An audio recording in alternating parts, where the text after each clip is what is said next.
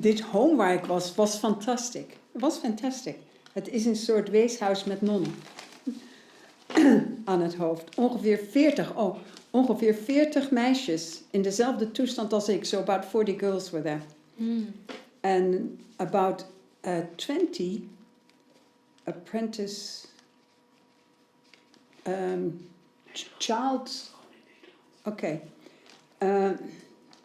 childcare people. Alle meisjes hadden een lichtbaantje als kinderoppasser in de keuken, in de wasserij of in kantoor. Volop vrije tijd. Een gezellige atmosfeer. Een non-gediplomeerd kraamverpleegster en om op onze gezondheid te letten. En een dokter die helemaal geen kostschool of gevangenis zoals ik eerst dacht. Het is dus ook een weeshuis of een tehuis voor kinderen waarvan de moeder ziek is of overleden. Oh ja, oké. I've forgotten that. Ik zelf werkte in onze eigen wasserij hoofdzakelijk aan de mangel. En vooral op hete dagen was het erg vermoeiend. Maar het voordeel was dat we meestal om 12 uur al klaar waren, zodat ik iedere middag vrij had. Met mooi weer ging ik zwemmen in zee of in het zwembad in Hornsby. En ik was zo bruin als een nikker. Gelukkig had ik nog mijn oude Jansen en Tilanus trainingspak, want dat rekte lekker mee. Ik was helemaal niet erg dik en zoals ik een rechte zomerjurk aan had, kon niemand zien wat er aan de hand was. In elk geval belangrijker was dat ik maar niet kon besluiten wat te doen. Baby houden of laten adopteren. Het klinkt allemaal zo koud als je je gevoelens op papier probeert te zetten. Er waren zoveel factoren in de gaten te houden. De meeste mensen die ik het geval wel moest vertellen, adviseerden me dat adoptie verreweg het beste was. Maar van een afstand is dat makkelijk gezegd. Je kunt iets dat al 3 maanden in je gegroeid is, niet zomaar weggeven met het zetten van een handtekening onder een document. Ja. Which parts were making you laugh in the letter? Well, I write that I wasn't very big at all. Yeah. So I wrote, if I had a straight summer dress, people couldn't see I was pregnant. Yeah. And I also had a tracksuit, which expanded as you grow a little bit bigger. Yeah. So yeah. Can you tell us more about the home? What was it like? Well, this is what it says here. So it was also a home for children if the mother couldn't look after them for a while, or an orphanage. Right. So they had all sorts of children staying there. Mm-hmm. It was, yeah. What parts of the home was fantastic for you? Well, it was safe. Safe. Yeah, it was safe, and no one asked you something, and we got fed, and yeah, it was good. What about the nuns? Did any of the nuns stand out? Was there a favourite nun that you liked, or No, not? no, we didn't have all that much to do with them, really. But it says here one of the nuns was wat is een kraamverpleegster? Maternity nurse? Yeah, maternity nurse. Okay. So she kept an eye on us, it says here, and a doctor. So we had, at that time, about once a month. So I only would have had about 3 checks. And were the girls in the home, were they religious or Catholic, or did the home accept it? No, anybody. Yeah. Oh, anyone, yeah. No, they were not. You mentioned a friendly and warm atmosphere. How did this come out? Did you feel well cared for? Yeah, everybody was nice. We got fed well. We didn't have to do all that much. But it's right here, and I've forgotten that part of my work was also working in the laundry. Mm-hmm.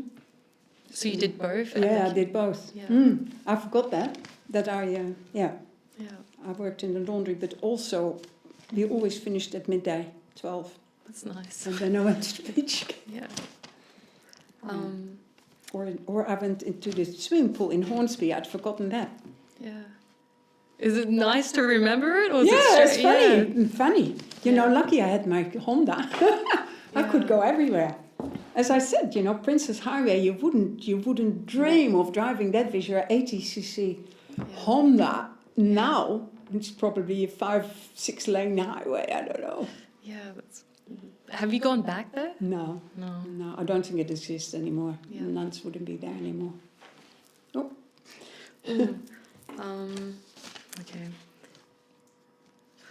What was the daily routine? So you would work. Yeah, yeah. What time would you wake up? And then I know you go We to the had beach. a big dormitory. We had a Yeah. big dormitory, of course, with about 20 beds like that. Yeah, I slept beautifully. Yeah. And breakfast was always prepared by a few of the girls. Yeah. And yeah, we had breakfast. And then you went to work, whatever you had to do. Mm-hmm. And then I went to the beach, came back at dinner. Yeah. Did the nuns put pressure on you to adopt the baby out, or can you remember any of these discussions? No, I can't remember what the nun said, but it says here that some of the people that, or my friends or people I knew, but most of those advised me that adoption was far the best to do. Do you remember? No, I don't remember that. But then I thought that is, if you look at it from the outside, of course that is the best way to go. Yeah. Have the baby adopted out and you're free again. Yeah. Because the people I worked with in Threadbow, they all went to the Gold Coast in the summer, you see, and worked in hotels and restaurants there. So I was going to go and do that too. And of course this was a bit of a hiccup. yeah, you could say that again. Yeah. Yeah. So yeah, as I said before, when something has been growing inside you and is starting to move, you can't do it. Yeah. You mentioned that there were orphan babies there. Can you remember any of their stories? Did you see any of the people that came to adopt a baby? No, we never saw them. No. No. You wrote in the letter. So you went there thinking it was similar to a prison. What gave you that initial impression before going to the home? What made you think that it might be like a prison? Like where did the idea come from? Did I write that? Oh yeah, I wrote that, yeah. No, I don't remember that I thought that. Zoals ik eerst dacht, I thought first that it would be, because the girl I shared a room with in that hotel in Threadbow, she was also a waitress. Yeah. And so I stayed with her parents for about 3 weeks. Yeah. And so then I had to move, or wanted to move to this home. And what do you think when you have to go move to a home? Yeah. You think it's going to be awful, but it wasn't. Not that I can remember. With regards to forgetting with this letter, were you ever just writing things to make your parents happy, or was it the truth, or? Oh, it was pretty true. Yeah. Yeah, it would be pretty true. Swimming is a big part of your life. How did that come about?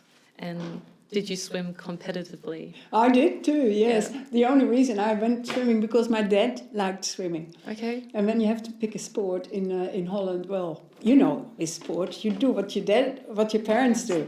And my father was a big swimming, and he used to still play water polo when he was over 50 even. Yeah. So I was swimming, and I did competition swimming, mainly in high school. Mm-hmm. And then I went to uni, like everybody, you stop doing what you do when you go to uni.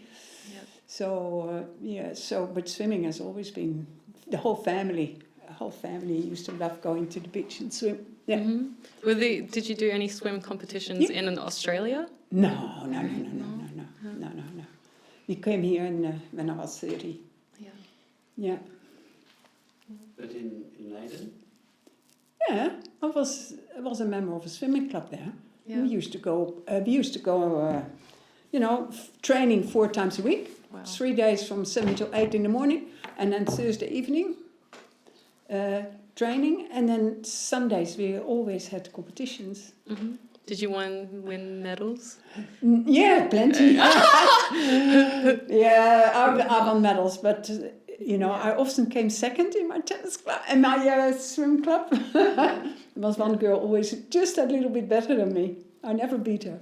Ooh, competition. Yeah. So, and we played water polo too. Yeah. Oh, you want that story? Oh, yeah.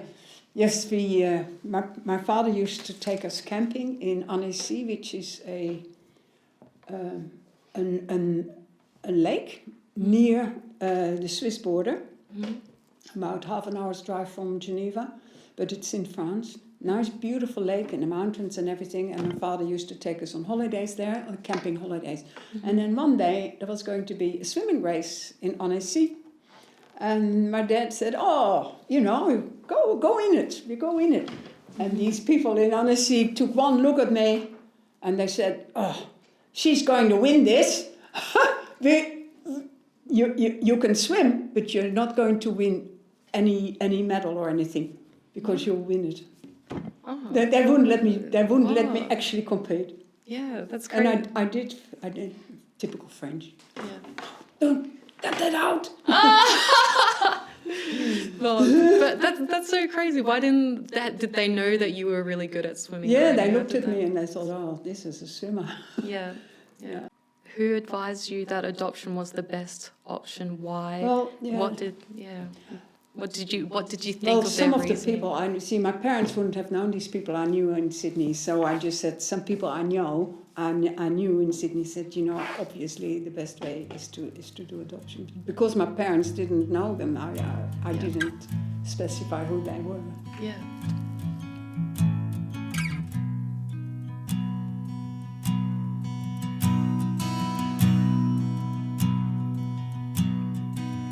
You're so far away. I wanna see your face, the way that your lips go, like nobody else knows. I need you here. The room seems to fade away, and people seem to disappear. When I think of you, God knows I'm always thinking of you. Nobody's eyes should have seen what your eyes have seen. I should have felt all the pain and all of the sadness from all of those years. But now I'm on the outside.